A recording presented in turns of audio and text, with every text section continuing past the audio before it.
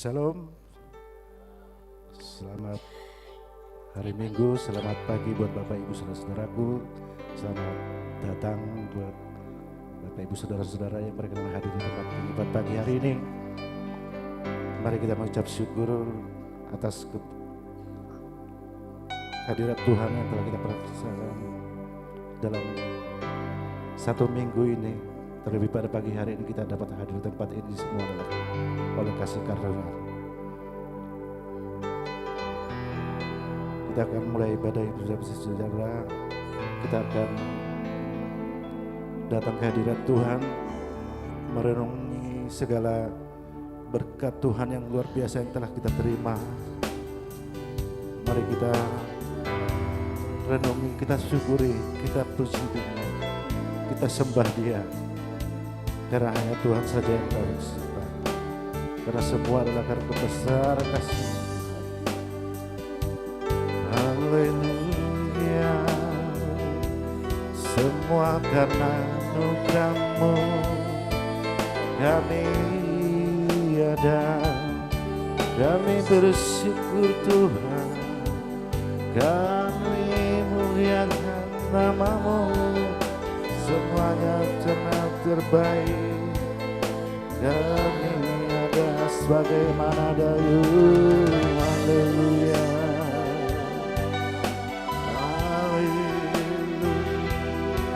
Haleluya. Terpujilah nama-Mu. Terima kasih Tuhan. Kami bersyukur. Kami bersyukur atas kasih-Mu Tuhan.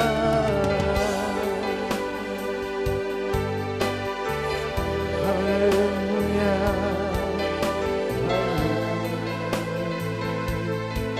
Kami hidup karena anugerah-Mu Tuhan. Sungguh kami bersyukur Tuhan. Semuanya karena anugerah-Mu. Karena anugerah-Mu kami ada sebagaimana kami ada. Oh haleluya.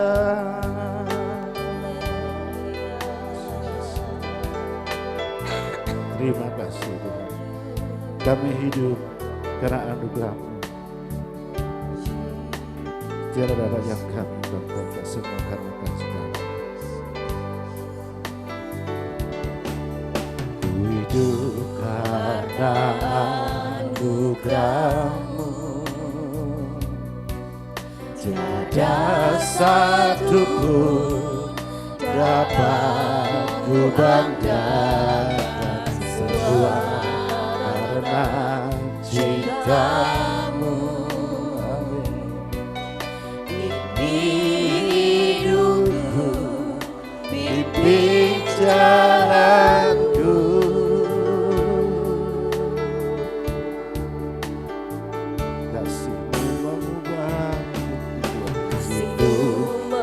Mengubah hidupku. Kau memilihku, selamatkan hidupku. Semua karena cinta-Mu. Ini hidupku, pimpin jalan. Katakan, Yesus pegang erat tanganku. Yesus pegang erat tanganku. Ku tak dapat hidup di luar kasih-Mu.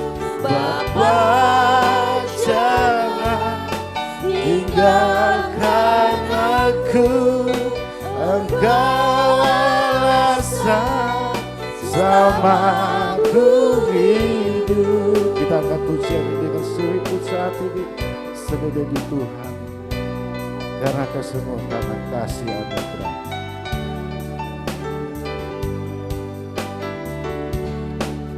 Ku hidup karena anugerah-Mu. Tiada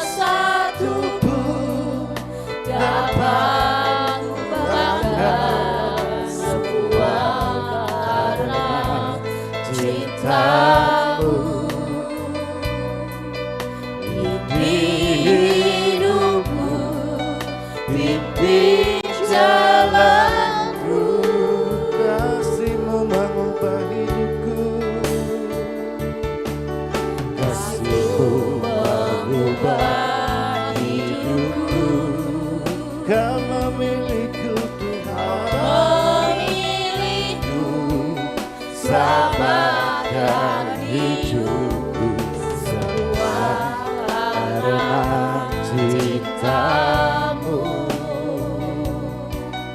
Bimbing hidupku, bimbing jalanku.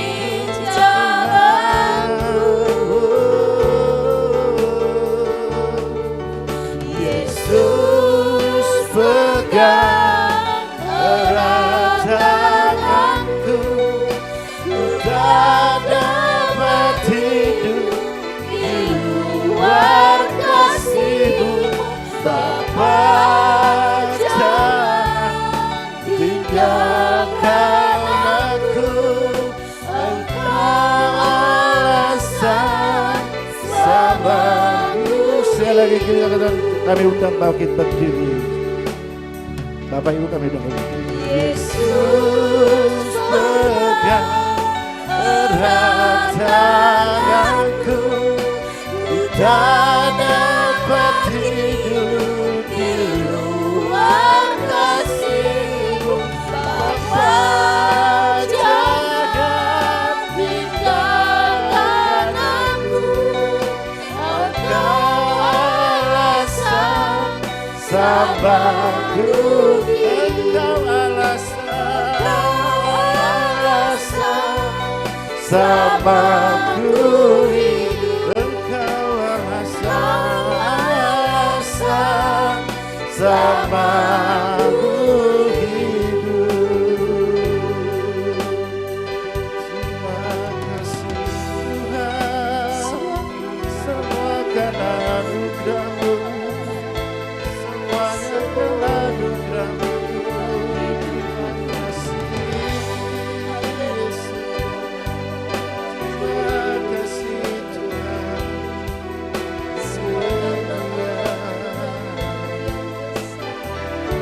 Semuanya karena anugerah-Mu Tuhan,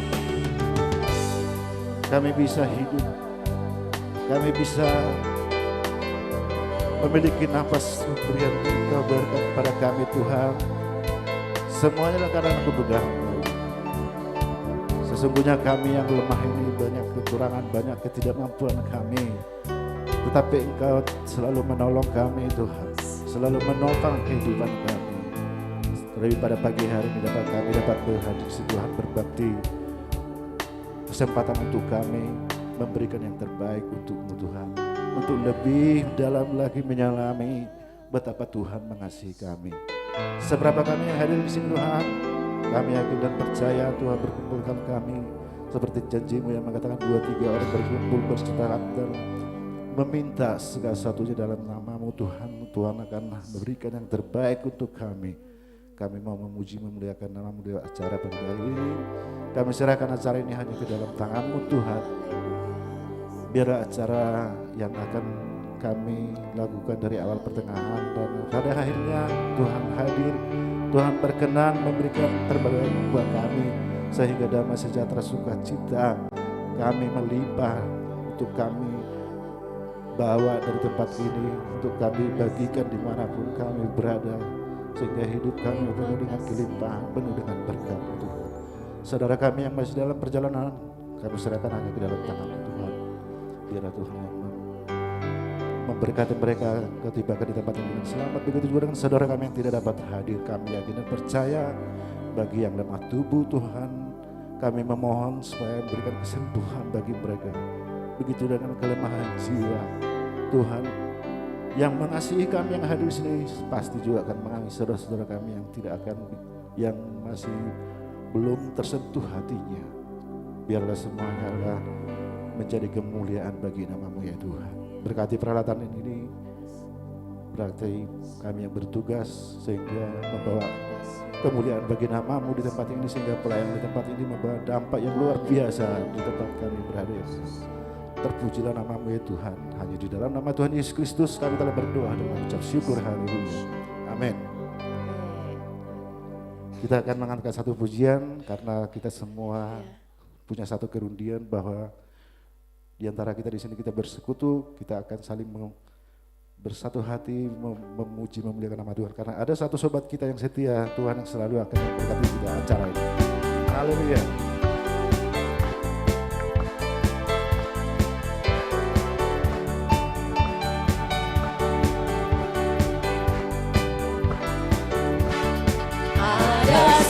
waktu sholatku yang setia. Tak pernah Dia tinggalkan diriku di waktuku susah. Di waktu aku susah, waktuku sendirian, Dia selalu menemani diri. Selagi ada waktu setia. Ada satu sobatku yang setia. Tak pernah Dia tinggalkan diriku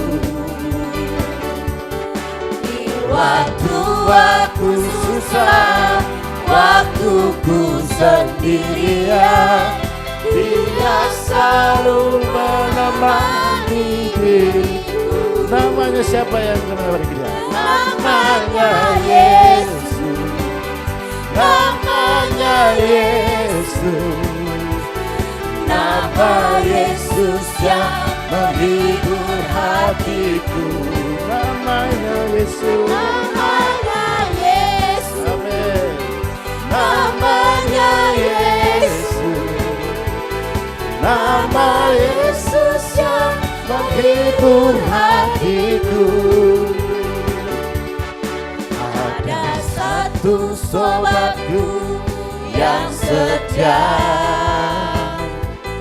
Tak pernah Dia tinggalkan diriku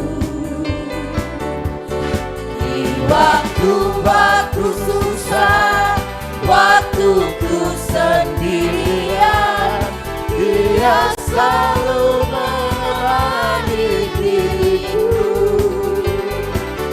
Namanya Yesus. Namanya Yesus. Nama Yesus yang menghibur hatiku. Namanya Yesus. Namanya Yesus. Nama Yesus yang menghibur hatiku. Sekali lagi, namanya Yesus. Namanya Yesus. Namanya Yesus. Nama Yesus yang menghibur hatiku. Namanya Yesus. Namanya Yesus. Nama Yesus yang menghibur hatiku. Nama Yesus yang menghibur hatiku. Nama Yesus yang menghibur hatiku. Tiada satupun nama lain yang menghibur hati kita hanya dalam nama Tuhan Yesus. Karena Tuhan Yesus tidak akan pernah ingkar janji. Tuhan kita tetap sama dulu, sekarang dan selamanya. Kalau orang bisa meninggalkan kita, tapi Tuhan Yesus tetap akan selalu menyertai kita. Kita akan angkat satu pujian yang mengatakan berkat anak cucu untuk memberkati semua kita yang hadir di sini. Haleluya.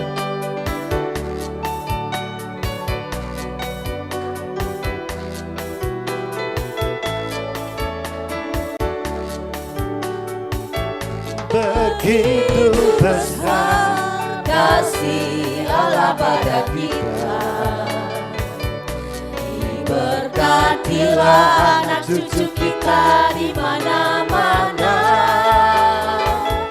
Tuhan mengubah miskin dan jadikan kaya, Dia merendahkan dan meninggikan juga.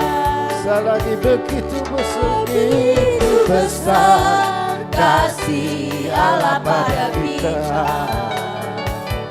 diberkatilah anak cucu kita di mana-mana.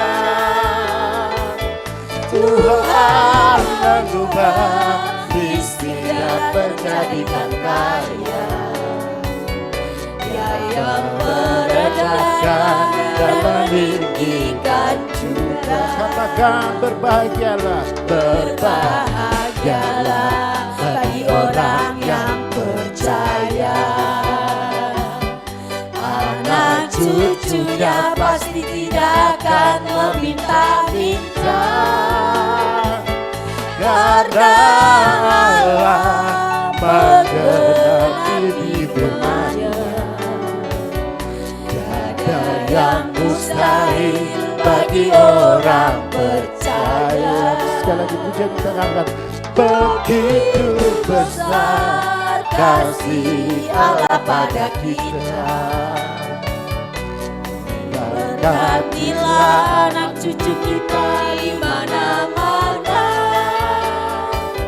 Tuhan mengubah miskin dan menjadikan kaya, Dia merendahkan dan meninggikan juga. Berbahagialah bagi orang yang percaya, anak cucunya pasti tidak akan meminta-minta, karena Allah menggenapi firman-Nya. Tiada yang mustahil bagi orang percaya. Katakan sekali lagi, berbahagialah, berbahagialah bagi orang yang percaya, anak cucunya pasti tidak akan meminta-minta, karena Allah menggenapi firman-Nya. Tiada yang mustahil bagi orang percaya, tiada yang mustahil bagi orang percaya, tiada yang mustahil bagi orang percaya. Haleluya, silakan Bapak Ibu duduk kembali. Puji nama Tuhan. Karena berbahagialah kita yang miskin di hadapan Allah, tapi di dunia ini tapi kaya akan berkat Tuhan yang telah kita terima. Waktu selanjutnya kita akan mengumpulkan berkat yang kita terima, kita akan berikan untuk kemuliaan nama Tuhan. Tapi sebelumnya kita akan berdoa. Terlebih dahulu kami mohon untuk Ibu Pendeta John Edi meminjatkan doa persembahan.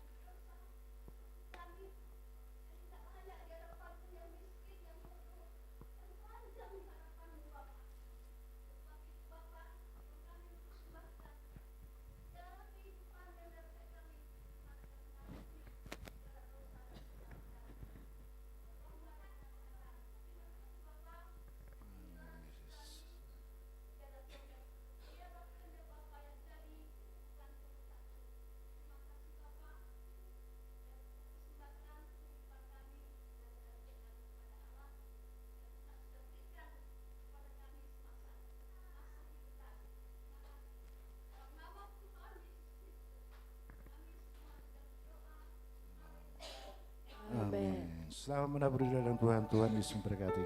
Karena kita diberkati.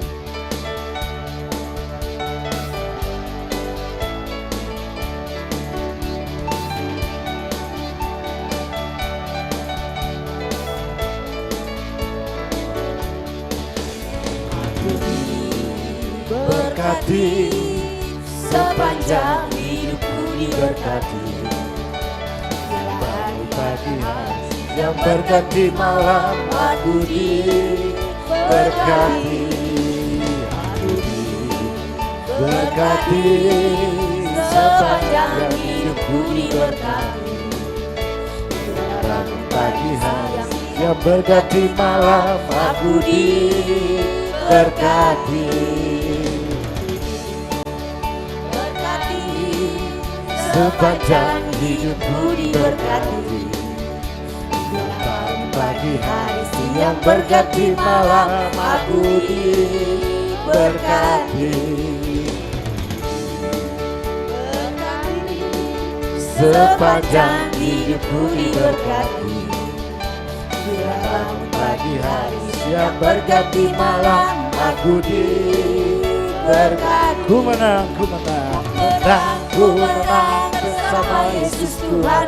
Ku menang di dalam peperangan. Ku menang atas segala setan. Haleluya, haleluya, ku menang. Ku menang bersama Yesus Tuhan. Ku menang di dalam peperangan. Ku menang atas segala setan.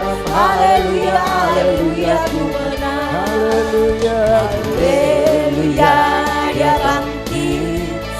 Haleluya, dia hidup.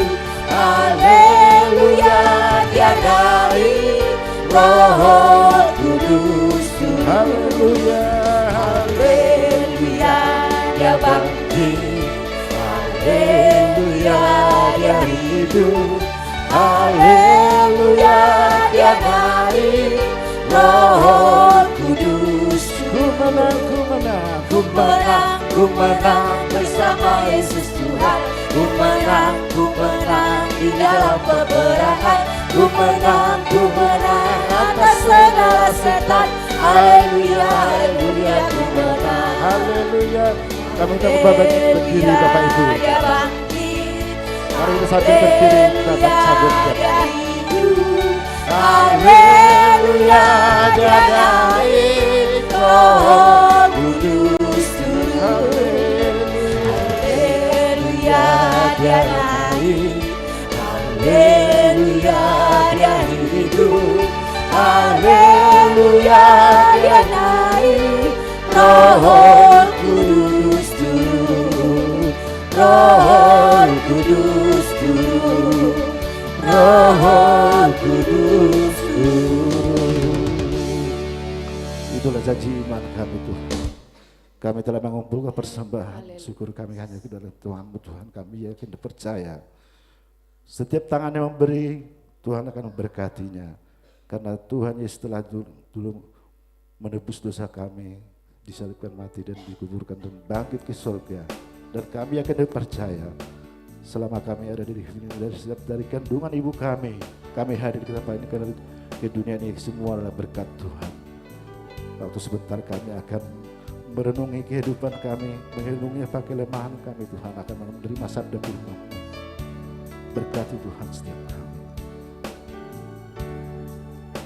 Haleluya. Sejak di kandung ibu aku dijaga, dan sekarang ini ku dipelihara. Di setiap nafas hidupku Engkau membimbingku.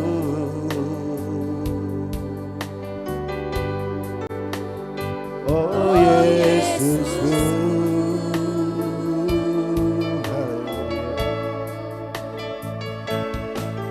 Engkau yang menentukan hari esok.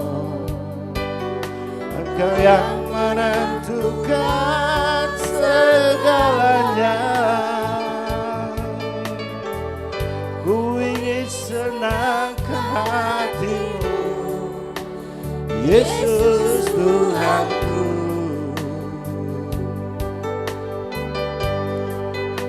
Untuk selamanya. Ajari kami Tuhan, mencintaimu sepenuh hatiku,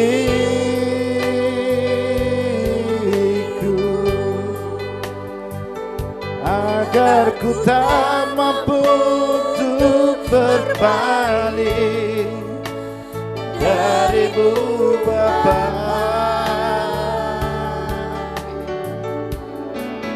Puji dan sembah padamu Tuhanku sepanjang hidupku.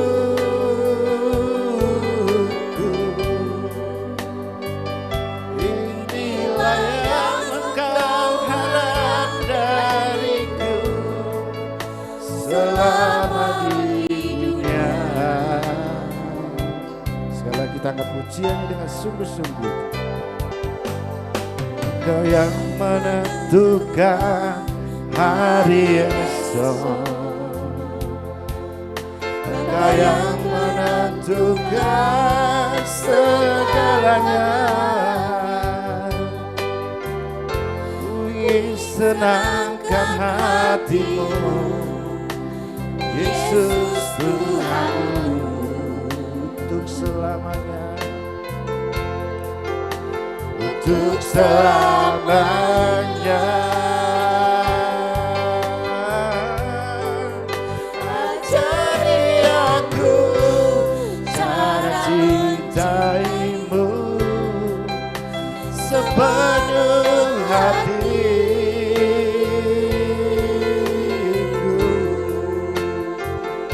agar ku tak mampu untuk berpaling darimu Bapa. Puji dan sembah, puji dan sembah padamu Tuhanku sepanjang hidupku.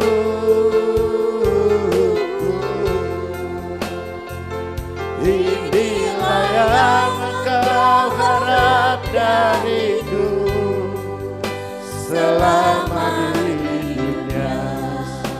Ajari aku cintai, ajari aku cara cintaimu sepenuh hatiku,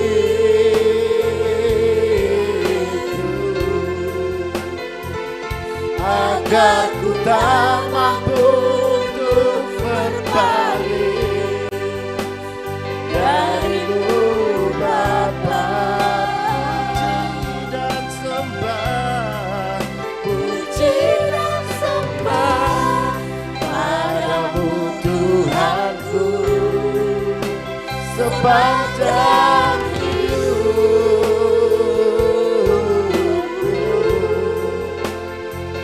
Inilah yang Engkau harap dariku selama di dunia. Inilah yang Kau harap dariku. Inilah yang Engkau harap dariku selama di dunia. Inilah yang Kau harapkan Tuhan. Inilah yang Kau harap dariku selama di dunia. Waktu selanjutnya kami serahkan kepada Bapak kita. Bapak surga kami, Bapak yang baik, sungguh kami bersyukur karena Tuhan sudah menyertai rangkaian ibadah kami, pujian penyembahan kami. Sebentar kami terima firman-Mu, biarlah firman-Mu menjadi kekuatan menjadi pegangan dalam kami melangkah bersama dengan Tuhan. Dalam nama Tuhan Yesus kami berdoa. Haleluya. Amin. Salam Bapak Ibu, silakan duduk. Baik, Bapak Ibu Saudara, sebelum firman Tuhan disampaikan ada Pak Gembala akan memberikan satu kesaksian, ya, memberikan satu kesaksian. Biarlah ini nanti juga boleh menjadi berkat buat kita semua dan berkati.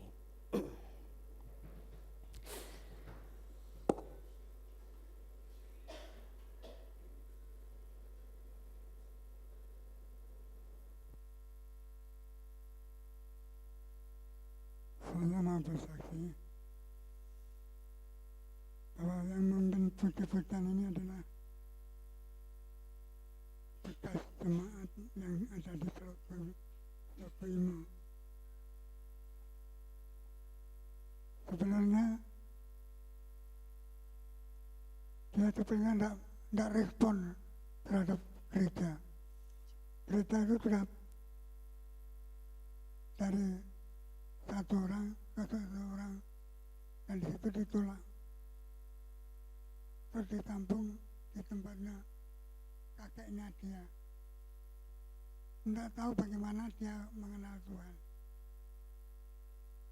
Tapi waktu pernikahan itu saya sendiri yang memberkati pernikahannya dan di Trokoimo. Terus saya sendiri berpikir tidak pernah kenal Kristen. Terus kenal sama anak saya perempuan itu, Yeni. Terus menjadi pelayan Tuhan, menjadi hamba Tuhan mulai saat sekarang. Untuk itu saya sudah tua. Sebenarnya tidak ada penyakit apapun pada diri saya, tapi saya tidak mampu. Untung ada dia. Dia yang melanjutkan pelayanan. Untuk itu saya termasuk minta izin pamitan sama Bapak Ibu sekalian supaya tetap setia. Dia menjadi pelayan Tuhan sampai hari ini. Ini apa namanya Budi.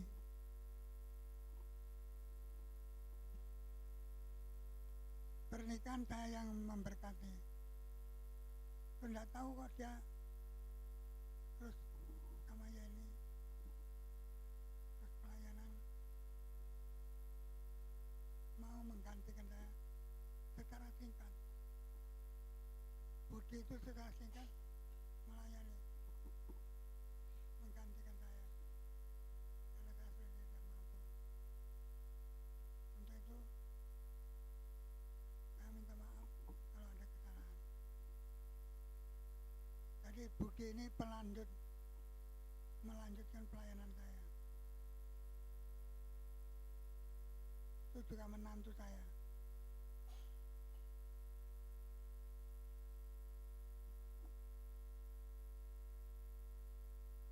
Nah ini istrinya. Sudah punya anak 2. Jadi saya minta izin sama saudara, seandainya nanti saya ini keluar, saudara jangan ikut keluar, karena kondisi saya memang tidak mampu. Bukan karena tidak mau, kondisi yang tidak mampu. Digantikan oleh Budi. Maka kalau saya ada kesalahan pun, minta maaf pada saudara. Saya juga mohon maaf saudara. Tapi saudara tidak punya kesalahan.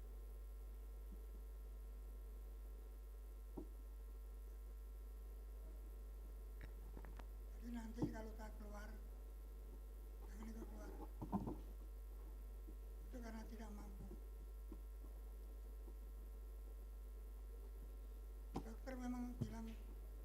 tidak ada penyakit dalam tubuh saya. Saya antri dokter.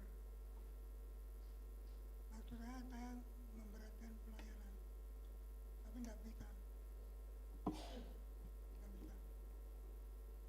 Jadi itu saya minta begini, minta ampun, minta maaf, dan jangan tinggalkan saya. Jangan tinggalkan istri saya. Tuhan memberkati Bapak Ibu sekalian. Tuhan memberkati pendeta yang meneruskan ini.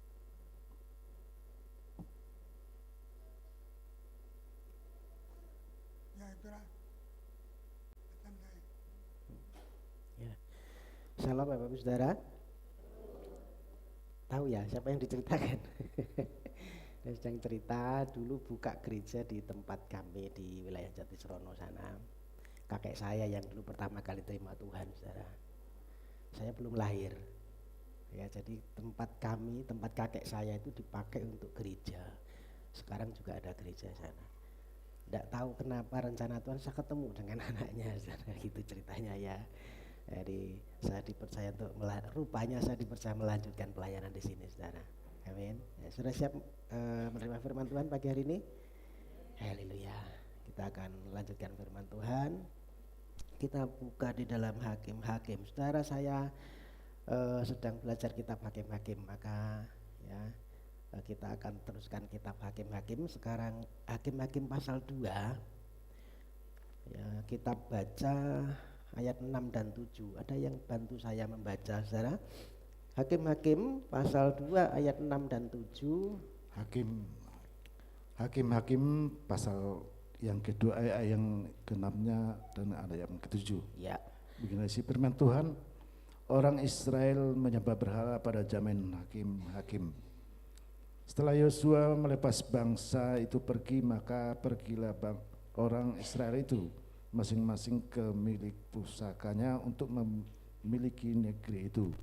Dan bangsa itu beribadah kepada Tuhan sepanjang zaman Yosua dan sepanjang zaman para tua-tua yang lebih lama daripada Yosua, dan telah melihat segenap perbuatan yang besar yang dilakukan Tuhan bagi orang Israel. Dilanjut, disambung Hakim-Hakim pasal 2 ayat 20 sampai 23. Hakim-Hakim pasal 2 ayat yang 20 sampai 20 ayat sampai ayat yang ke-23. Demikian isi firman Tuhan. Apabila murka Tuhan bangkit terhadap orang Israel, berfirmanlah ia, karena bangsa ini melanggar perjanjian yang telah kuperintahkan kepada nenek moyang mereka dan tidak mendengarkan firman-Ku, maka aku pun tidak mau menghalau lagi dari depan mereka satu pun dari bangsa yang ditinggalkan Yosua pada waktu matinya, supaya dengan perantaraan bangsa-bangsa itu aku mencobai orang Israel, apakah mereka tetap hidup menurut jalan yang ditunjukkan Tuhan seperti yang dilakukan oleh nenek moyang mereka atau tidak. Amin. Amin.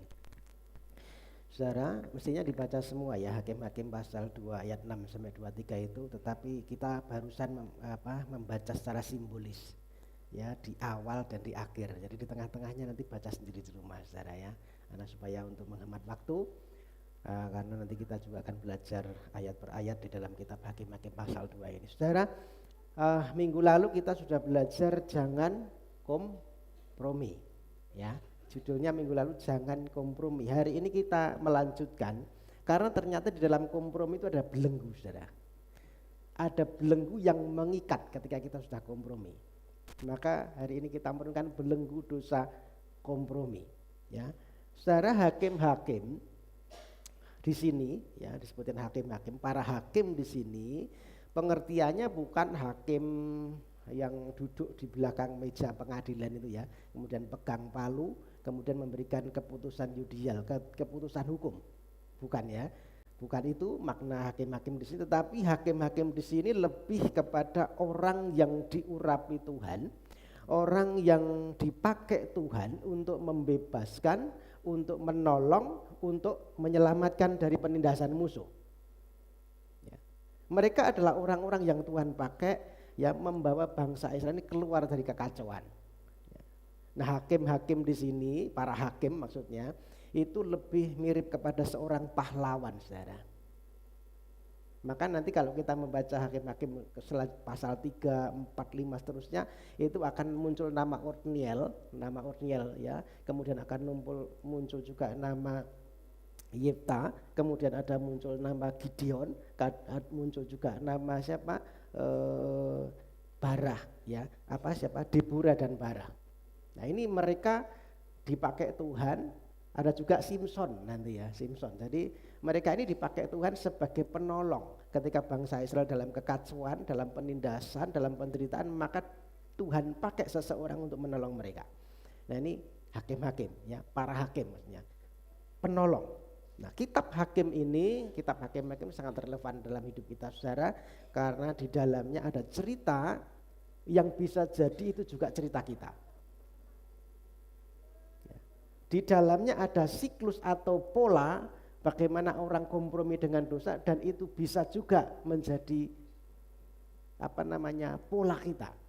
Ya. Siklus yang kita alami, saudara. Di dalamnya ada pengharapan bagaimana orang-orang Israel ini berharap ada penolong, dan bisa jadi itu juga harapan kita untuk kita dapat ditolong. Amin. Maka pagi hari kita belajar tentang kitab Hakim pasal yang kedua. Ada 3 hal ya. Kalau nanti waktunya nutut, ada 3 hal yang kita bisa belajar dari pasal 2 ini ya.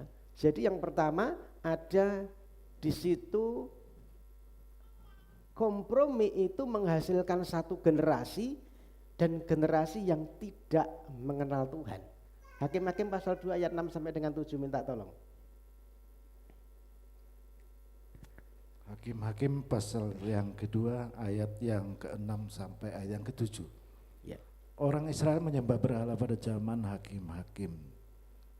Setelah Yosua melepas bangsa itu pergi, maka pergilah orang Israel itu masing-masing ke milik pusakanya untuk memiliki negeri itu, dan bangsa itu beribadah kepada Tuhan sepanjang zaman Yosua dan sepanjang zaman para tua-tua yang hidup lebih lama daripada Yosua, dan yang telah melihat segenap perbuatan yang besar yang dilakukan Tuhan bagi orang Israel. Ya, jadi saudara, bangsa Israel ini dulu kan dipimpin Musa, ya, dari Mesir menuju ke tanah perjanjian dipimpin Musa. Tetapi Musa tidak sampai membawa masuk. Musa hanya sampai di penghujung Kanaan. Musa hanya sampai di seberang Yordan. Ya, kemudian setelah Musa mati, diangkat Tuhan, ya dipanggil Tuhan, kemudian diteruskan oleh Yosua. Nah, Yosua ini yang kemudian dia membawa bangsa ini masuk ke Kanaan. Dia menyeberangi Yordan dan masuk menempati tempat-tempat di situ yang sudah diserahkan, ya. Jadi Yosua ini adalah pemimpin yang luar biasa, pemimpin yang legendaris gitu ya. Dia yang bisa membawa bangsa ini masuk ke Kanaan. Generasi Yosua adalah generasi yang cinta Tuhan, yang mengasihi Tuhan, generasi yang dia kenal dengan Tuhan, generasi yang dia beribadah dan beriman kepada Tuhan. Disebutkan tadi ya. Jadi kemudian ya, generasi Yosua ini adalah generasi yang mereka melihat perbuatan-perbuatan Tuhan, bagaimana Tuhan menolong mereka. Ya, ketika ada dalam kekurangan air, Tuhan pukul batu, ada keluar air. Kemudian generasi ini juga melihat bagaimana tembok Yeriko yang besar diruntuhkan. Generasi ini juga menyeberang sungai Yordan di tengah kering, di tanah yang kering. Ya, jadi mereka melihat perbuatan-perbuatan yang besar. Mereka melihat bagaimana Tuhan menolong mereka. Ya, jadi selama kehidupan generasi Yosua ini disebutkan tadi mereka beribadah kepada Tuhan. Mereka mengasihi Tuhan. Ya. Tetapi, namun setelah Yosua mati, ya apa yang terjadi saudara? Coba di dalam ayat yang ke-20. Kita akan belajar, jadi yang membaca stand by terus ya, supaya cepat. Hakim-hakim pasal yang kedua ayat yang ke 10 Pak. Maaf. Ayat yang ke-10 ini firman Tuhan. Setelah seluruh angkatan itu dikumpulkan kepada nenek moyangnya, bangkitlah sesudah mereka itu angkatan yang lain yang tidak mengenal Tuhan ataupun perbuatan yang dilakukannya bagi orang Israel. Ya, setelah Yosua mati, kemudian muncul angkatan yang lain yang tidak mengenal Tuhan. Jadi generasi setelah Yosua, saudara. generasi yang tidak mengenal Tuhan karena apa? Mereka ya tidak tahu apa yang Tuhan kerjakan bagi bangsa Israel. Kalau generasi pertama, generasi Yosua itu mentaati Tuhan, dia takut Tuhan, ya, setia sama Tuhan. Tetapi generasi berikutnya setelah angkatan yang pertama itu mati, akhirnya muncullah generasi berikutnya yang tidak kenal Tuhan sebutkannya. Mereka tidak mengenal Tuhan. Ya.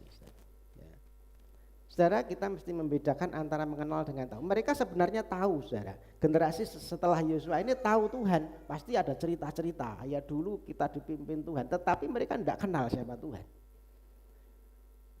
Jadi antara kenal dan tahu beda. Ya saya pernah memberikan satu gambaran bahwa orang mengenal itu ada dua, kenal secara fakta, kenal secara relasi. Ya kalau secara fakta, ya saya tahu Pak Bupati, ya saya tahu Pak Presiden, tetapi saya tidak kenal, itu fakta. Tetapi secara relasi, saya tidak ada relasi dengan Pak Bupati. Ya saya tidak ada kedekatan dengan Pak Bupati. Saya tidak ngerti kebiasaannya apa, tidak ngerti. Pak Presiden juga, walaupun saya tahu, tapi saya tidak kenal secara relasi. Ya, jadi saudara, kita mesti bedakan antara tahu dengan kenal. Nah Tuhan mau supaya kita itu kenal, punya relasi, bukan hanya sekedar tahu Tuhan, saudara. Kalau tahu Tuhan, semua tahu Tuhan, saya percaya ya. Orang-orang di luar pun tahu Tuhan, tetapi dia tidak punya relasi dengan Tuhan. Amin. Ya kita diminta supaya kita kenal dengan Tuhan, ada relasi khusus. Yang namanya kenal itu pasti ada hubungan kedekatan, saudara. Kebiasaannya tahu, ya kan? Yang dia mau tahu, ya kan? Suami istri kalau dia kenal, ya pasti dia tahu. Dengan bahasa tubuh gitu aja sudah tahu, karena dia kenal. Ya. Jadi tidak perlu ucapan, tidak perlu di ngomong pun sudah tahu, karena dia kenal, kebiasaannya sudah tahu. Ya, jadi itu relasi, saudara. Nah Tuhan mau kita punya relasi dengan Tuhan. Kita punya hubungan kedekatan dengan Tuhan. Ayat 11.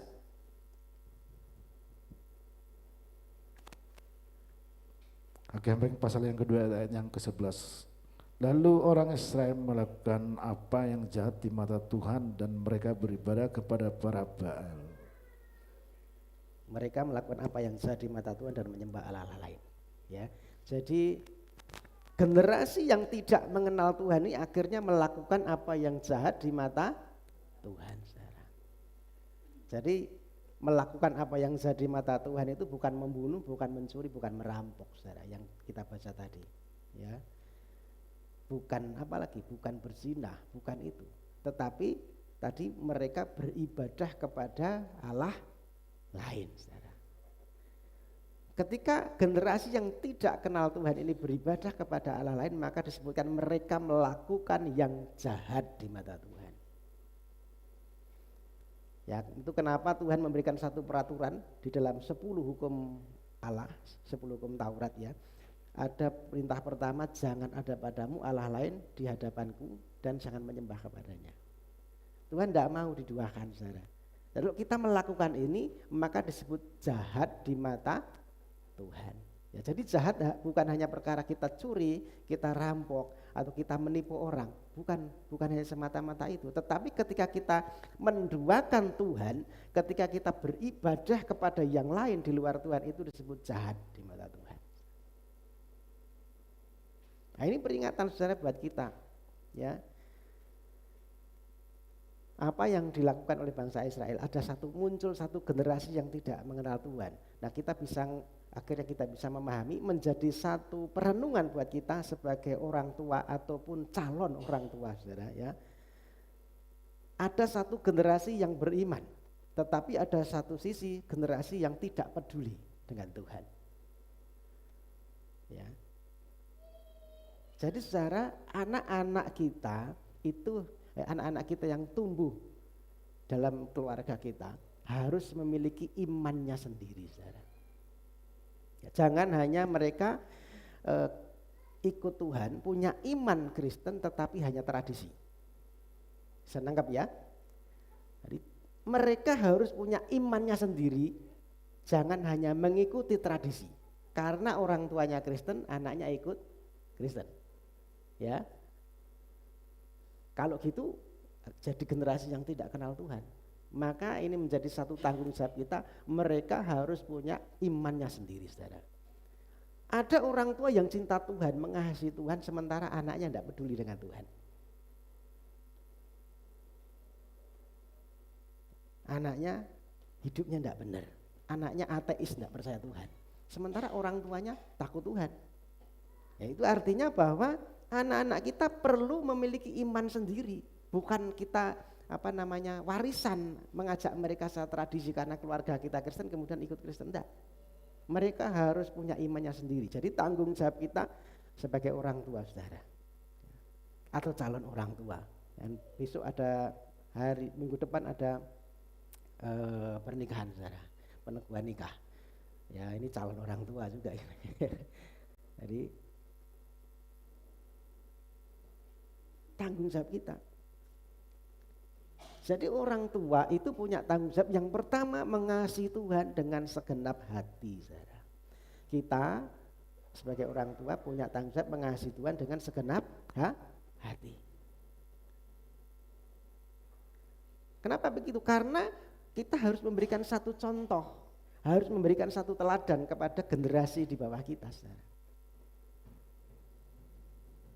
Anak-anak itu sangat peka, ya. Mereka ini sangat peka, ya, dengan tidak konsistennya kita sebagai orang tua, ya.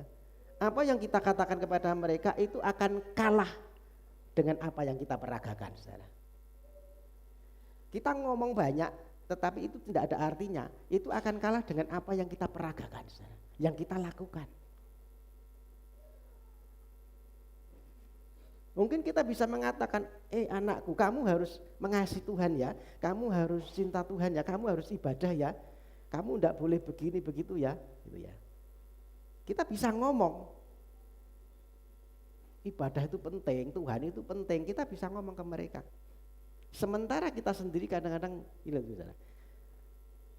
ini bapak sama ibu lagi repot, ya. Sementara ibadahnya libur dulu ya, karena pekerjaannya masih banyak, gitu ya. Saudara tahu ini kompromi, saudara.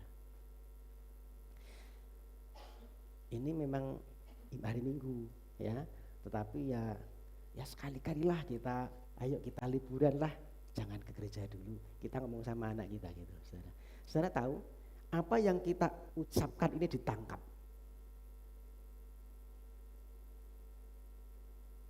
Kita mungkin sering ngomong, kamu harus takut Tuhan, harus cinta Tuhan, harus ibadah. Kita ngomong, tetapi ketika kita memperagakan, kita kompromi dengan sesuatu ini ditangkap, saudara. Ketidakkonsistenan kita ditangkap masuk di dalam hati pikirannya, dan dia akan merekam ini. Oh, ternyata Tuhan itu bisa ditoleransi. Oh, ternyata ibadah itu bisa ditoleransi. Oh, ternyata Tuhan itu bisa dikompromi. Yang paling penting ternyata bukan Tuhan. Saudara, nangkap ya?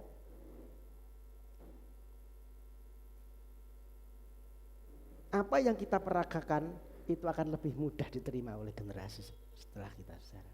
Jadi meskipun kita banyak ngomong, tetapi kalau kita tidak memperagakan yang sama dengan apa yang kita omongkan, itu akan jadi sia-sia. Maka satu keteladanan, satu kita memperagakan firman itu lebih berharga daripada kita ngucap 10 ucapan yang tidak ada artinya, saudara. Akan lebih berharga kita memberikan satu teladan. Nasihat itu penting, ya, kita memberi nasihat itu penting, tetapi ingat, lebih penting kita memberikan satu teladan. Amin. Nah, seringkali ini yang kita lupakan, saudara. Kita hanya bisa memberi nasihat, tetapi kita tidak bisa memperagakan apa yang kita nasihatkan. Muncullah generasi yang tidak mengenal Tuhan, saudara. Apa yang Yesus omongkan, apa yang Yesus firmankan, yang ditulis, yang kita baca dalam Alkitab, itu adalah penegasan dari apa yang Yesus sudah kerjakan, saudara. Jadi Yesus tidak hanya ngomong. Yesus tidak hanya ngomong, Yesus sudah memperagakan. Ya, ketika Tuhan berkata kamu harus mengasihi, dia sudah mengasihi kok. Lebih dulu mengasihi. Ya, sebelum dia ngomong dia sudah mengasihi. Ketika Yesus berkata, dia berfirman kamu harus mengampuni, Yesus sudah mengampuni kok. Dia sudah memperagakan bagaimana dia harus mengampuni kita. Ketika Yesus berkata kamu harus rendah hati, Yesus sudah memberikan teladan, dia basuh kaki murid-muridnya, saudara. Ketika Yesus bicara kamu harus setia, Yesus sudah beri contoh, dia setia sampai mati. Amin.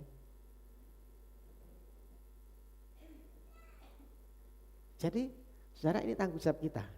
Ya. Yang kedua, ya, mengasihi Tuhan dengan segala. Yang kedua, kita harus mengajarkan kebenaran firman.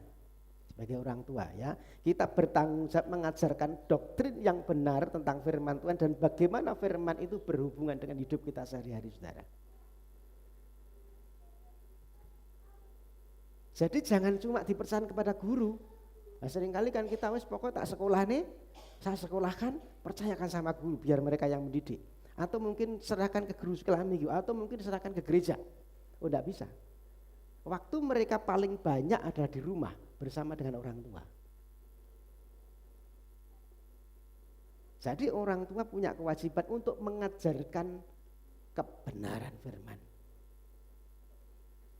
Bagaimana kebenaran firman itu berhubungan dengan hidup kita sehari-hari. Ya, bagaimana kalau mengambil satu keputusan, libatkan Tuhan, gitu ya. Jadi bukan cuma sembarang mengambil keputusan, tetapi coba kita ambil keputusan dengan melibatkan Tuhan.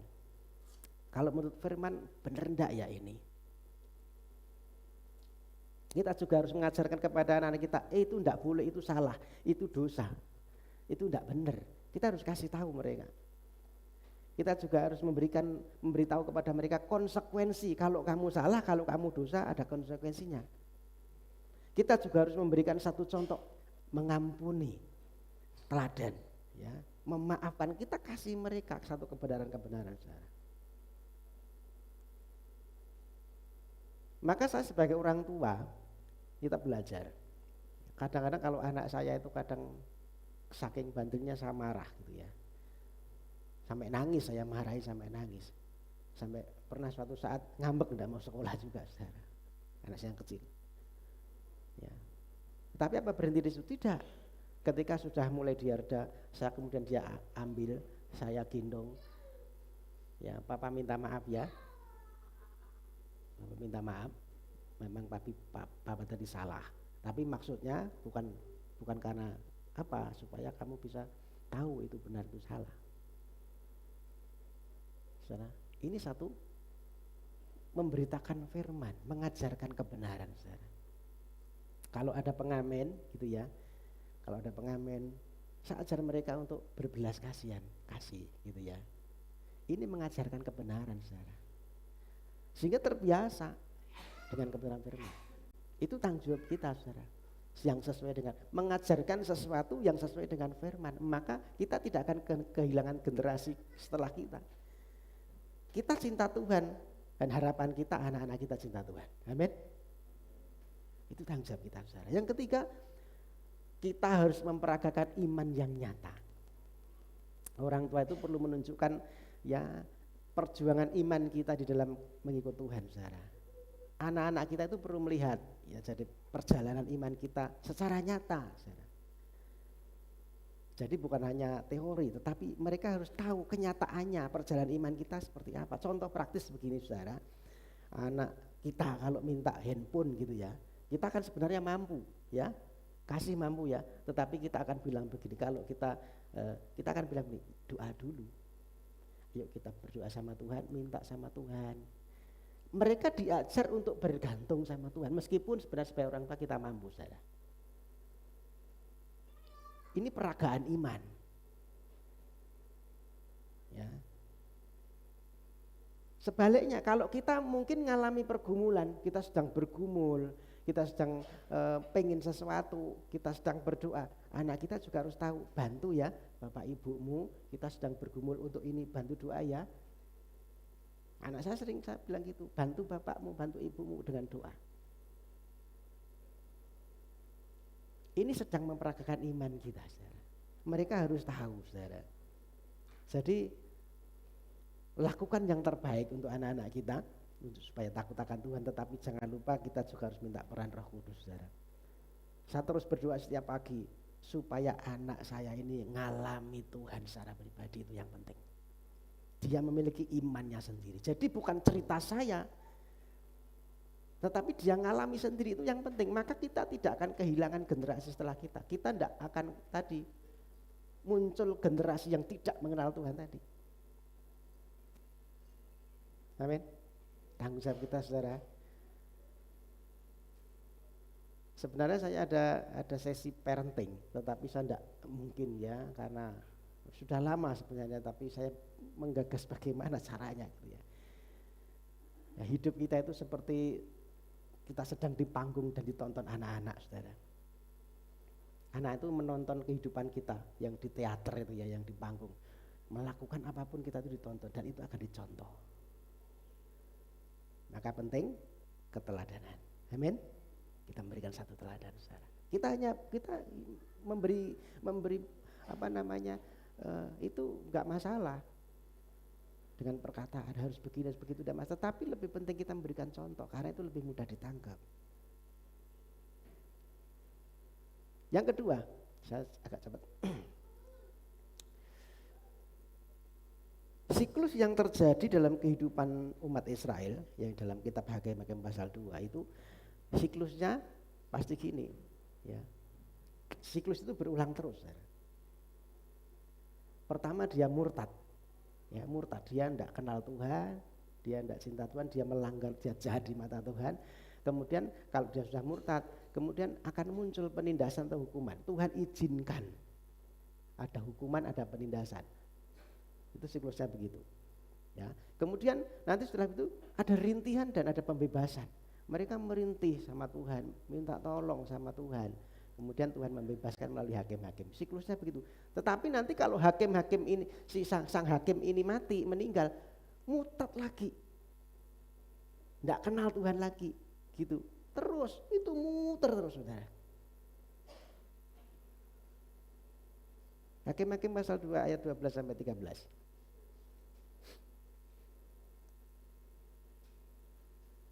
Hakim-hakim pasal 2 ayat yang ke-13 sampai 14. 12-13 Pak. 12-13. Mereka meninggalkan Tuhan Allah nenek moyang mereka yang telah membawa mereka keluar dari tanah Mesir, lalu mengikuti Allah lain dari antara Allah bangsa-bangsa di sekeliling mereka dan sujud menyembah kepadanya sehingga mereka menyakiti hati Tuhan. Demikianlah mereka meninggalkan Tuhan dan beribadah kepada Baal dan para Asitoret. Jadi mereka ada di dua kaki. Satu kakinya di Tuhan, satu kakinya di berhala. Jadi kata meninggalkan itu bukan berarti mereka meninggalkan semua. Saudara, saya kasih tahu, bait Allah itu masih ada di situ. Zaman hakim-hakim ada bait Allah ada di situ. Liturgi korban yang dulu dilaksanakan oleh para imam ada di situ. Mereka kerjakan. Jadi dengan kata lain ibadah saudara mereka. Tetapi lihat ya, mereka berdiri mulai kompromi dengan dosa juga. Mereka juga mulai bersanding dengan berhala-berhala, dengan para Baal. Dengan mulutnya dia memuji Tuhan, beribadah kepada, tetapi dengan tubuhnya dia menyembah Baal, menyembah berhala, saudara. Saudara, kalau kita bicara berhala bukan cuma berarti itu patung ya. Zaman dulu patung. Ya. Tetapi hari-hari ini banyak berhala yang muncul menjadi saingannya Tuhan dalam hidup kita, saudara. Bisa itu uang, bisa itu pekerjaan, bisa itu hobi, bisa itu keluarga kita, ya, apalagi, ya banyak hal. Jadi berhala itu tidak semata-mata sesuatu yang buruk, ya kita mungkin tidak melihat itu buruk, tetapi sesuatu yang baik kalau itu diubah menjadi yang utama bisa jadi berhala. Kalau hobi kita itu dijadikan yang utama sampai Tuhan itu digeser, itu berhala. Kalau pekerjaan kita itu jadikan yang utama menggeser Tuhan, itu berhala. Kalau anak kita dijadikan yang utama menggeser Tuhan, itu berhala.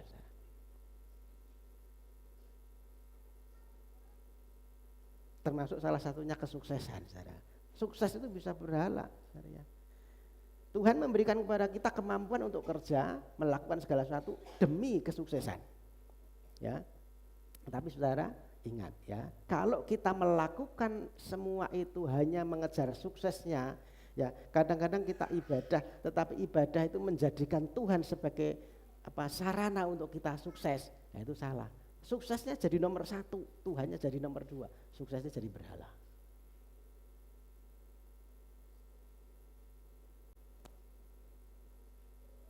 Tuhan hanya jadi alat. Maka akibatnya kalau kita nanti tidak sukses, tidak sesuai dengan harapan kita, kita kecewa sama Tuhan. Kita akhirnya murtad sama Tuhan. Tidak kenal lagi Tuhan. Ya. Karena kita jadikan kesuksesan yang utama. Saudara. Itu pemurtatan ya. Jadi kalau kita punya berhala, punya yang lain yang lebih utama daripada Tuhan, kita sedang murtad. Ya. Sedang keluar dari jalurnya Tuhan. Yang kedua apa? Penindasan. Hakim-Hakim pasal 2 ayat 14-15. Maka bangkitlah murka Tuhan terhadap orang Israel, ia menyerahkan mereka ke dalam tangan perampok dan menjual mereka kepada musuh di sekeliling mereka sehingga mereka tidak sanggup lagi menghadapi musuh mereka. Saudara, akibatnya ketika kita mencoba menyandingkan antara Tuhan dan berhala, melayani Tuhan juga melayani berhala dalam hidup kita, maka Tuhan murka, Tuhan marah. Saudara, Allah melawan mereka dan menyerahkan ke tangan musuhnya. Karena mereka melanggar perjanjian, saudara. Orang yang melanggar perjanjian pasti ada konsekuensinya. Konsekuensinya yaitu Tuhan menyerahkan mereka kepada penindasan dan hukuman. Ya mungkin kita bertanya, sepertinya bertolak belakang ya. Tuhan kan penuh kasih, belas kasihan. Kenapa Tuhan marah kan gitu ya? Saudara, kemarahan Tuhan ini justru kalau kita sadar dan kita harus menyadari, kemarahan Tuhan ini menunjukkan satu kasih yang sempurna. Justru menunjukkan kasih Tuhan. Karena Tuhan sangat mengasihi kita, maka ya Dia harus memberikan satu didikan yang baik. Dia izinkan itu untuk mendidik kita. Ya maka di dalam Keluaran pasal 20 itu, aku adalah Allah yang cemburu, saudara. Ya kan? Saudara, kalau mungkin ya, cuma tidak terjadi dalam hidup kita. Kalau pasangan kita mungkin selingkuh, saudara, apa yang kita kerjakan? Marah ya. Jadi marahnya kita kepada suami atau istri kita itu bukan berarti karena kita tidak mengasihi, justru karena kita mengasihi kita marah, saudara. Kalau pasangan kita selingkuh, masa kita biarin aja? Nah itu pertanyaan. Bebano, biarinlah. Nah, itu pertanyaan, kita mengasihi atau enggak kan gitu ya. Tetapi kalau kita mengasihi pasti kita marah. Amin. Dan kita akan berusaha ya untuk terus mempertahankan ini.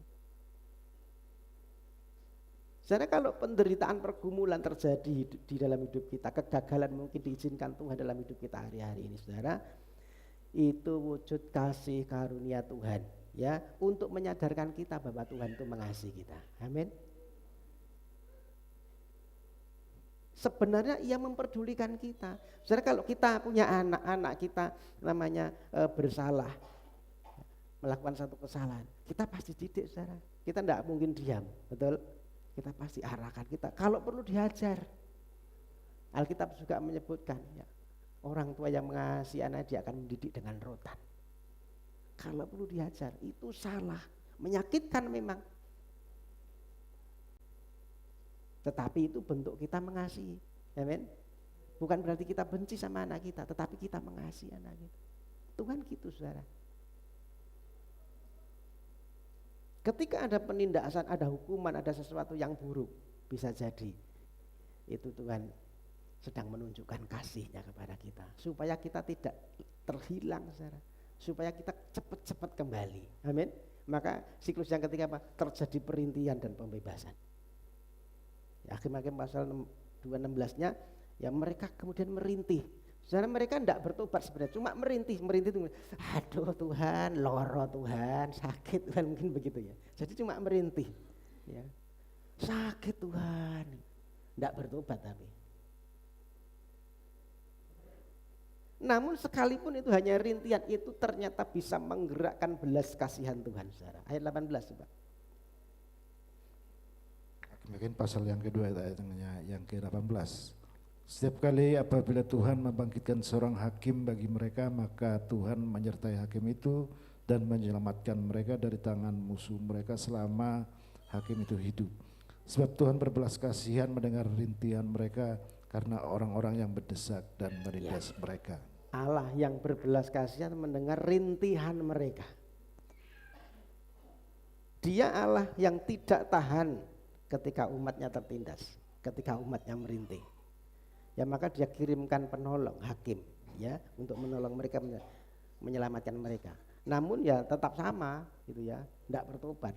Ditolong nanti ya sadar sedikit murtad lagi kan gitu terus. Siklusnya begitu terus, saudara. Itu berulang terus. Ketika hakim itu mati, murtad lagi. Merintih lagi, Tuhan tolong lagi. Nanti hakim mati, murtad lagi gitu terus. Nah, saudara, maka ini sebagai satu gambaran ya. Hidup kita itu butuh hakim yang hidup selamanya. Amin. Siapa hakim yang hidup selamanya? Penolong yang hidup selamanya siapa? Yesus, saudara. Kita itu butuh Yesus yang menolong kita, saudara. Terakhir ya, sebagai penolong yang tak berkesudahan. Apa yang kita pelajari dari firman hari ini, saudara?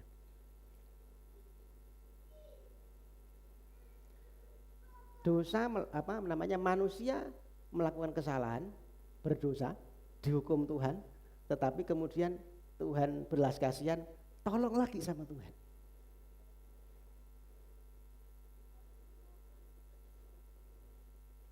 Intinya begini, Tuhan itu yang menghukum manusia karena dosa adalah Tuhan yang sama yang menyelamatkan kita dari dosa. Memang Tuhan menghukum, tetapi Tuhan juga yang menolong kita. Ini berita Injil, saudara. Berita baiknya buat kita.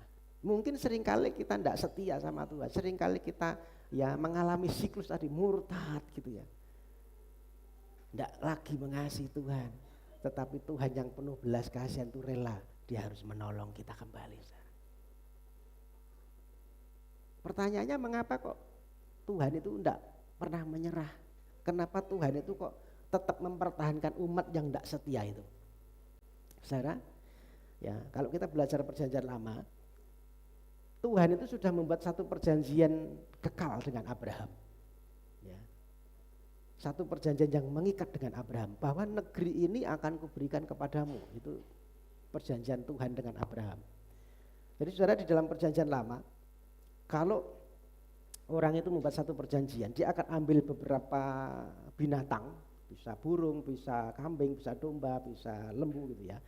Dia potong binatang ini, kemudian potongan satu di sebelah sana, potongan yang satu di sebelah sini. Darahnya kan mengalir di tengah-tengah ini. Dan dua orang yang mengadakan perjanjian ini akan berjalan di tengah-tengah ini, melewati darah ini, dan dia berkata begini, demikianlah akan terjadi kalau aku mengingkari perjanjian ini. Dipotong, dibinasakan. Ada hukuman intinya begitu. Dia akan berkata begitu. Itu dalam perjanjian. Maka perjanjian itu mengikat. Ya, ketika Tuhan membuat perjanjian dengan Abraham, itu juga begitu. Dipotong beberapa. Tuhan memerintahkan Kejadian 15, waktunya tidak cukup, tapi saya harus selesaikan. Kejadian 15 itu Abraham membuat perjanjian dengan Tuhan, potong beberapa binatang, ya. Kemudian Abraham ini tidur, saudara. Jadi dia tidak berjalan di situ di tengah-tengah. Abraham tidur. Ketika Abraham tidur, Tuhan datang dengan nyala api, lewat di tengah-tengah potongan-potongan binatang ini, membakar hangus korban ini, saudara. Artinya apa? Ya, perjanjian itu perjanjian sepihak. Abraham tidak buat janji sebenarnya, tidur dia. Tetapi Tuhan membuat perjanjian sendiri. Tuhan berjanji dengan dirinya sendiri. Dia mungkin berkata begini, Abraham, meskipun kamu dan keturunanmu nanti suatu saat tidak setia, aku tetap setia. Meskipun nanti kamu tidak setia, harusnya dipotong, aku yang akan menjalani ini. Aku siap dipotong, Abraham, aku siap dikorbankan. Itu kan seolah Tuhan berkata begitu. Perjanjian sepihak, saudara. Dan perjanjian mengikat. Harusnya Israel itu memang dipotong, dihancurkan, dibinasakan. Tetapi Tuhan tetap pertahankan, Tuhan tetap kejar ini saudara.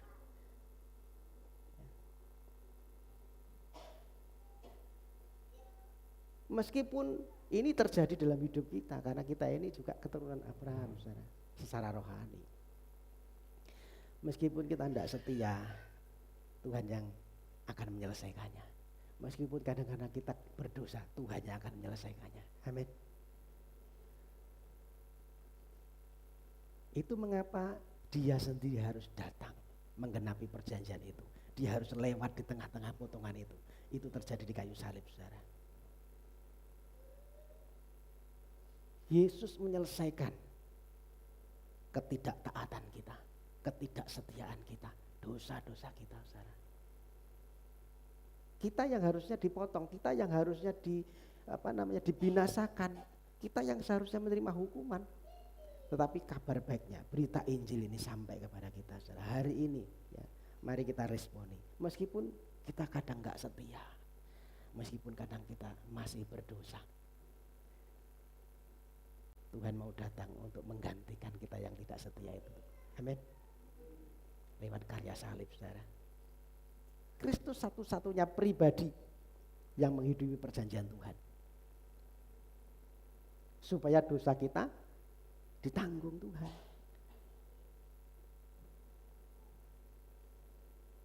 Kristus seketika harus putus dengan Bapaknya supaya kita tidak terputus dengan Tuhan. Supaya kita tidak terputus dengan Bapa. Semua ditanggung Yesus. Semua sudah diselesaikan Yesus di kayu salib. Nah saudara, di bagian penutup khotbah saya, mari kita renungkan, kita refleksi diri. Apakah keluarga kita mengenal Tuhan?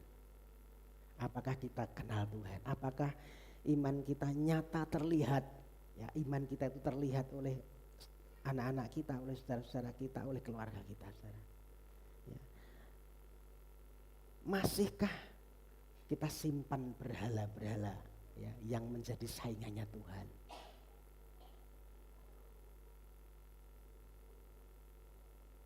Dan yang paling penting, pandanglah salib saudara.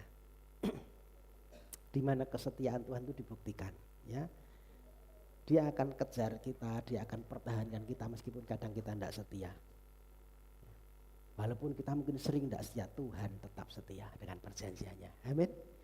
Artinya saudara, walaupun berarti aku boleh tidak setia dong ya, kan kalau aku tidak setia pun Tuhan setia. Tidak gitu saudara ya. Justru kita harus melandasi kesetiaan Tuhan itu menjadi dasar untuk kita setia sama Tuhan. Amin.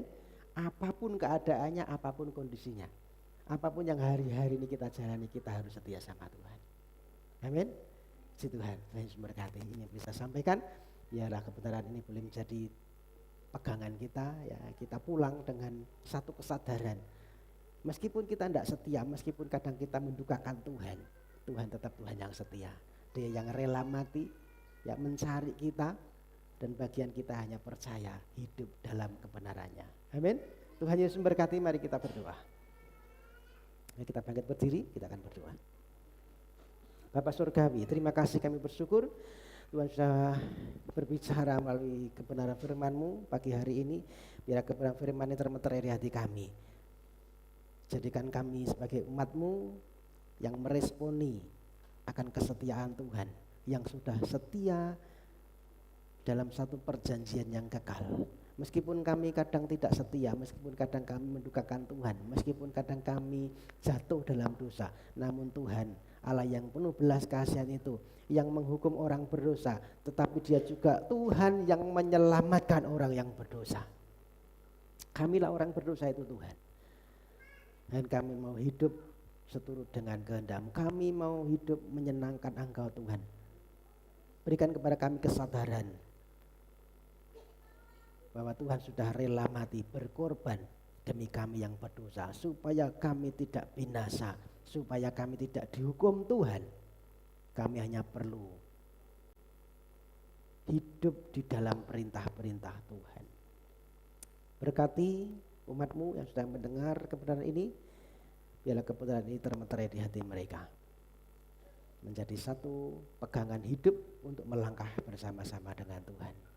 Terima kasih Tuhan, kami juga berdoa pergumulan apapun yang hari ini sedang Kau izinkan dialami setiap kami, yaitu menjadi satu didikan supaya kami kembali kepada Tuhan.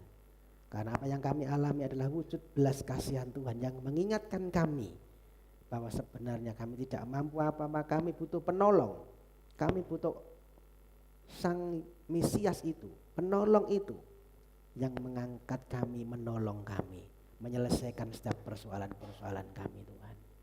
Terima kasih, dalam nama Tuhan Yesus kami berdoa. Haleluya, amin. Silakan duduk Bapak Saudara, berapa pengumuman yang saya sampaikan. Hari Rabu nanti ada doa puasa di tempat jam 9 sampai dengan selesai. Hari Kamis nanti komsel keluarga. Mestinya di tempatnya Pak Dianto, Mbak Darse. Tapi saudara, Pak Dianto hari ini ada kecelakaan, saudara. Saya tadi dikasih tahu jam 5 pulang dari Sukoharjo, Pak Dianto itu mengalami kecelakaan di Romoko, di Pulau ya, dekat kuburan Romoko itu, saudara. Ya, sepedanya rusak. Mobilnya juga lumayan parah. Ya, nanti kita dukung berdoa, ya kita sama-sama berdoa biar Tuhan kerjakan pemulihan, saudara. Karena patah atau retak tulang ya, kurang begitu jelas. Dirusuk kanan kiri itu retak, harus operasi. Kaki kanan juga harus operasi, saudara. Jadi operasinya lumayan operasi besar lah begitu ya. Jadi kita dukung doa, kita mohon Tuhan campur tangan. Ya kalaupun operasi biar Tuhan campur tangan dokter-dokter yang mengoperasinya, obat-obat yang nanti dipakai semuanya boleh dipakai Tuhan untuk kesehatannya pulih kembali ya. Jadi ini juga kita harus hati-hati juga kalau di jalan, saudara ya. Kadang-kadang kita sudah hati-hati, yang lain tidak hati-hati, maka kita butuh perlindungan Tuhan. Amin. Ya, kita dukung nanti dalam doa Pak Dianto ya. Kalau komsel ini berhubungan dengan komsel, karena Pak Dianto masih dalam perawatan dan juga keluarga mungkin tidak bisa, Bu Pardi ya. Ya, jadi komsel nanti dialihkan di tempatnya Bu Pardi. Ya, di tempatnya Bu Pardi jam 6:30 hari Kamis 6:30 kita di tempatnya Bu Pardi ada komsel keluarga ya, komsel Permata. Hari Jumat ada Jumat ceria, anak-anak sekolah minggu silahkan dibekali, silahkan diantar untuk dibekali dengan firman Tuhan. Ya, jadi kita mengusahakan supaya kita tidak kehilangan generasi setelah kita, saudara. Maka anak-anak sekolah minggu ini perlu dibekali, ya. Jadi jangan hanya beranggapan aku kan kenal Tuhan, anakku kok ya kenal Tuhan, belum tentu, saudara ya. Jadi karena mereka harus punya imannya sendiri, ya. Ajak antar ke gereja, kita kenalkan dengan Tuhan. Amin. Hari Sabtu nanti ibadah muda remaja ya. Yang muda remaja ada komunitas di tempat ini untuk bertumbuh bersama. Ada ibadah youth jam 6 sore sampai dengan selesai. Kemudian kita ketemu kembali hari Minggu di tempat ini jam 9 pagi sampai dengan selesai ada ibadah umum. Silakan Bapak Ibu kembali datang bersama keluarga, bersama rekan saudara kenalan. Silakan diajak untuk kita bersama-sama beribadah di tempat ini jam 9 pagi. Kemudian Bapak Ibu, satu lagi tambahan, minggu depan itu Seninnya ya tanggal 30 ya. Tanggal 30 itu ada peneguhan nikah Saudara Marolop Lubis dan Saudari siapa? Cynthia ya? Siapa namanya? Hah? Oh, Veronica. Saya catatan kemarin sudah saya catat tapi lupa, saya tidak bawa. Ya, saya sudah catat tapi Veronica ya. Hari nanti kita Bapak Ibu Saudara bisa hadir untuk menyaksikan mereka diteguhkan dalam pernikahan ya. Jamnya jam 10 ya. Jam 10 hari Senin jam 10 tanggal 30 jam 10 di tempat ini, saudara. Itu pengumumannya. Yalah kita pulang dengan berkat Tuhan, kita akan akhiri ibadah pagi hari ini. Sekali lagi saya mohon Bapak Ibu bangkit berdiri, kita akan berdoa dan menerima berkat-berkat Tuhan. Bapak Surgawi, Bapak yang baik, kami bersyukur Engkau sudah menyertai rangkaian ibadah kami pagi hari ini awal sampai akhir. Kami diberkati Tuhan dengan kebenaran firman-Mu. Kami juga sudah memberikan korban syukur kami di hadapan Tuhan. Kami juga sudah menaikkan pujian syukur kami kepadamu. Biarlah pujian kami boleh menyenangkan hati Tuhan. Tiba-saatnya kami pulang, kami percaya pulang dengan berkat-berkat Tuhan. Namun Tuhan, kami terlebih mau berdoa untuk setiap umat-Mu yang hari ini mengalami pergumulan, mereka yang susah Tuhan hibur, mereka yang mengalami persoalan beban apapun Tuhan berikan jalan keluar dan pertolongan Tuhan tepat waktu, mereka yang sedang mengalami sakit, penyakit Tuhan berikan kesembuhan jamah dengan kuasa bilur-Mu. Yang sudah bisa lanjut berikan kesehatan, panjang umur, damai sejahtera dan perlindungan Tuhan. Kami berdoa yang memberikan keturunan beri keturunan, yang memberikan pasah hidup beri pasah hidup yang sepadan, yang memberikan pekerjaan beri pekerjaan yang terbaik daripada Tuhan.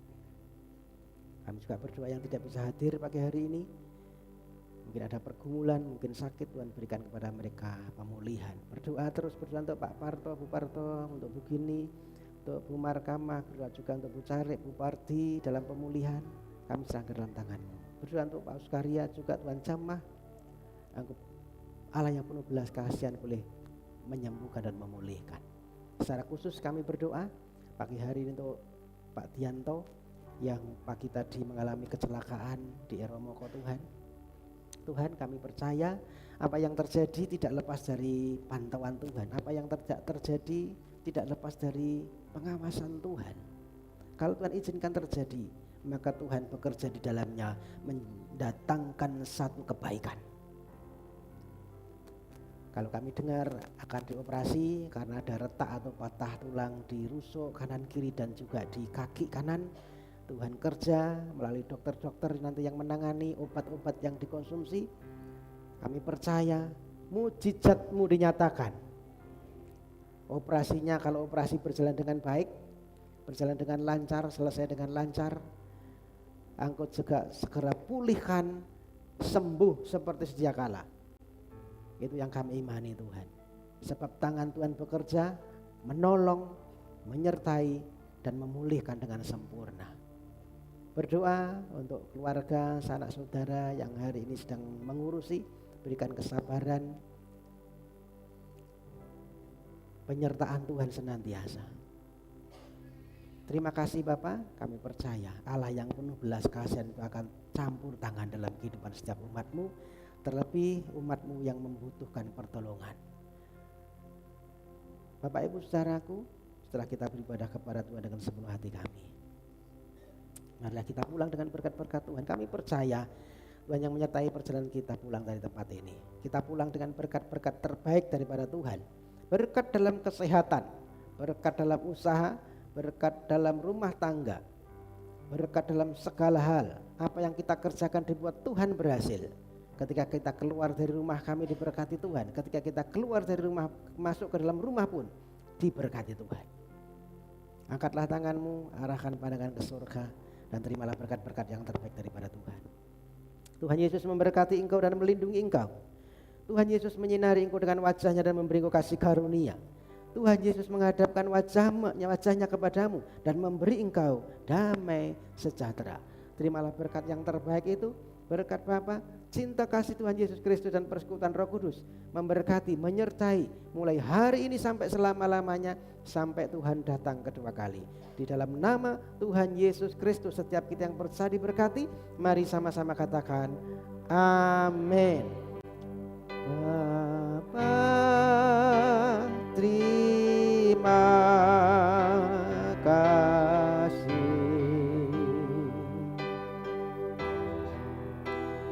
Bapa, terima kasih. Bapa di dalam surga,